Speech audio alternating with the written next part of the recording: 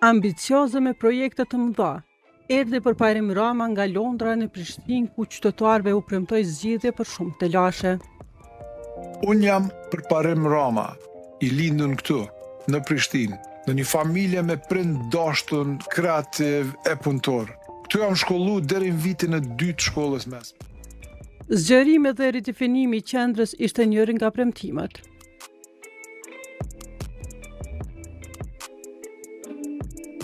Tha se do të bënte lidhjen e lagjeve për rreth qendrës, duke u dhënë përparësi mësorëve dhe jo veturave.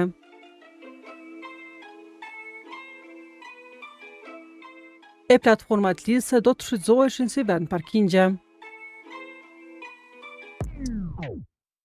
Njëra ndër platformat lidhëse ishte ajo e Dragodanit me Pallatin e Rinisë.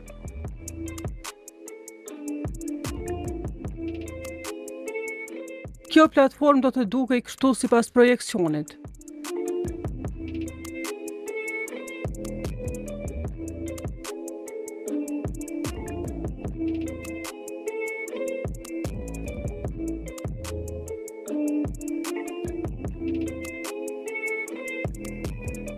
Por realiteti është ky.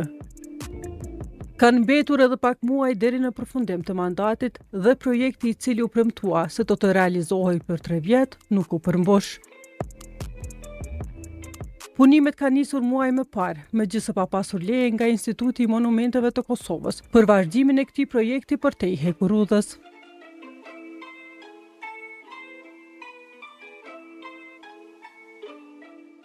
Sipas premtimeve të Ramës, Prishtina do të kishte edhe një nënkalim të veturave nga rrethi i Vetërnikut deri te stacioni i autobuseve. Kjo do të shërbente për lidhjen e lagjeve Dardania dhe Kalabria.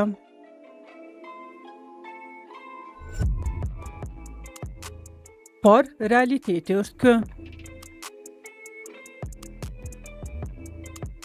Ajo çfarë ndodhi çdo ditë është krijimi i kolonave më të mëdha pikërisht në këtë pjesë.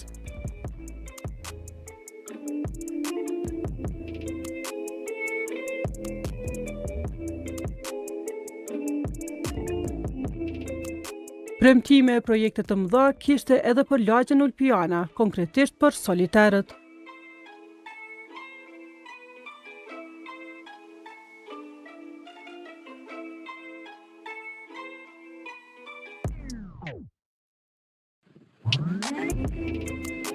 Përveç ndryshimit të fasadës së bërë nga ndërmarrja publike banesore, asnjë ndryshim nuk u bë për gjatë këtyre viteve në lagjen ku vetë Rama kaloi fëmijë e rinj.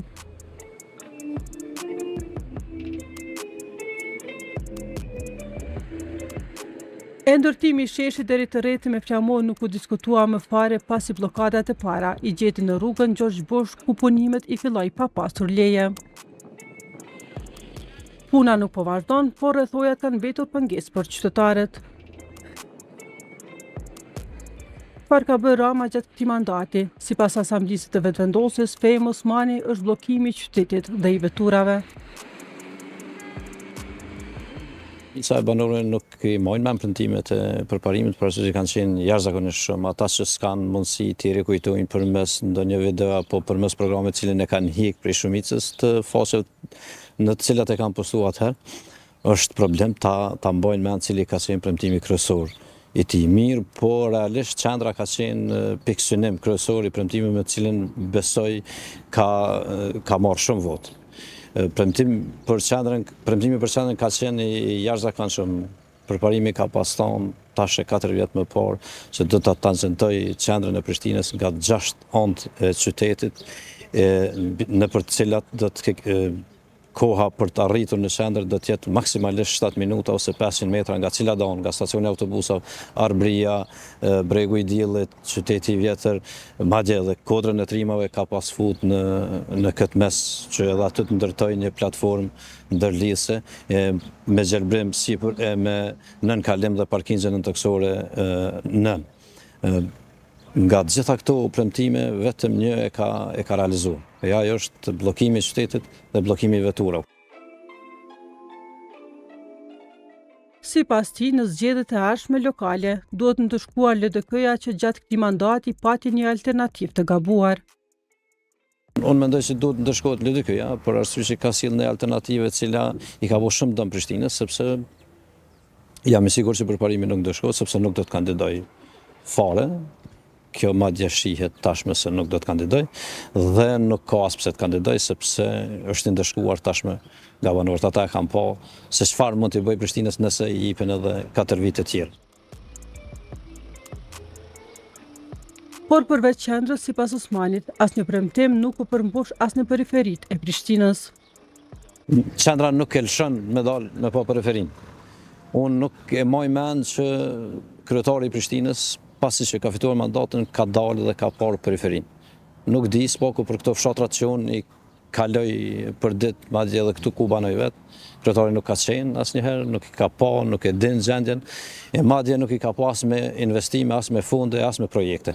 Ajo që ka bërë, janë disa rrugica në për fshatra, me gjatësia më e madhe e tyre 150 metra. Në për disa fshatra vetëm sa i ka filluar para zgjedhjeve nacionale, edhe atë për të marrë votën, jo për të përfunduar, pa projekte, pa pas fonde në dispozicion. Madje i ka detyruar banorët edhe të heqin dyert e oborrëve për t'u ashtruar në koska edhe oborrët. Ka me gjendje ashtu poshtë.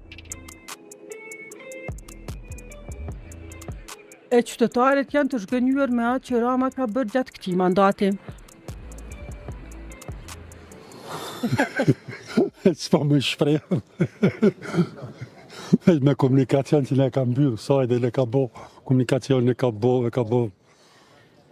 Ka diçka kështu për parime, po ajo që është prit nuk është edhe nuk mujmë na me bo metropol këto, me i krahasu me Londër e me atje ku jetër. Kjo ka specifikat e veta. Neve na mjafton e korza atje. Jo ta të këtu flitet jo dhejt e posta me bo korza, që për mduket jenë ato ide megalomane, nashta parazgjedhore. Projektet maja s'ka, kur gjo, ma shumë në aspektin kulturor që apo do evenimente, sene, qëto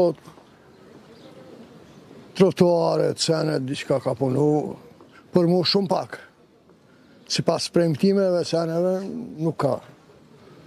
Këtë haos që i ka kriju këtu, me këtë shesh, me probleme në trafikun urban, kjo rrugë që u ndalu, pa nevoj, kjo shprastin këtu, mos më përdorë.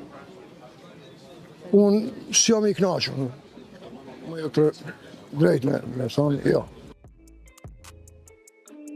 Koha ka kërkuar një intervistë me Ramën për të gjitha këto premtime që ka thënë, mirë po sipas përgjigjes së zyrës për media, kjo gjë është e pamundur për momentin.